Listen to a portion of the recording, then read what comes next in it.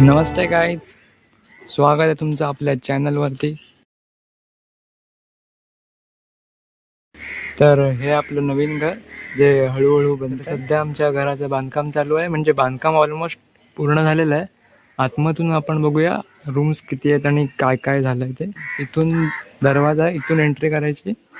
हे इथे स्लॅबच्या आधारासाठी खांब उभे केलेले आहेत, मुंडे म्हणतात त्यांना. आणि हे इथे चौकटी आहेत दरवाजाच्या डिझाईनवाल्या, पूर्ण सागवानी लाकूड आहे. तर हा आपला हॉल आहे. इथे सगळं बांधकामाचं सामान, स्लॅबचं सामान वगैरे ठेवलेलं आहे. आणि इथे ही देवाची खोली असणार, तिथे आता सामान आहे.